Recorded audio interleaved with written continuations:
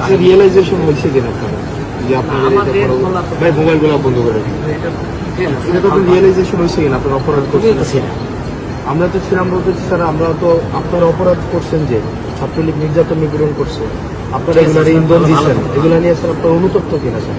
তোমার এই কথাগুলো কেমন না আসলে কেমন না স্যার? আপনি তুমিও তো আমাদের মধ্যে ছিল না, আমি আপনাদের মধ্যে ছিলাম না, আমি আপনাদের বিরোধিতা করছি স্যার। না, আমি আপনার বিরোধিতা করছি। আপনি আমার জঙ্গি ট্যাগ দিয়েছিলেন ওই ইয়াতে রেস্টা বিল্ডিং এ, আপনি বলছিলেন আমি জঙ্গি। তুমি জঙ্গি? আপনি আমি এটা বলছিলেন স্যার। এবং না স্যার, বিশ্ববিদ্যালয়ে স্যার আপনাকে সাক্ষী রেখে ছাত্রলীগ নির্যাতন নিপীড়ন করছে, তখন আপনারা কিছুই বলেন না।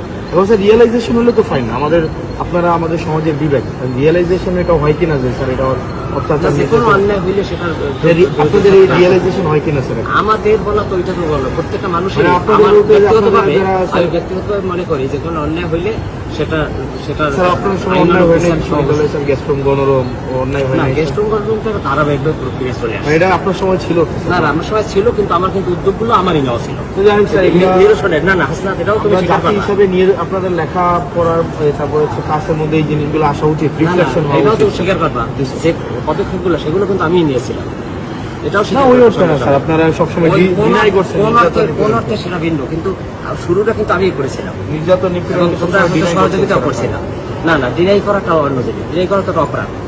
যারা প্রক্টর স্যার ছিলেন উনি বারবার ডিনাই করছেন। না না, ডিনাই ইতিহাস সবাইকে ভালো থাকবে, শুভকামনা।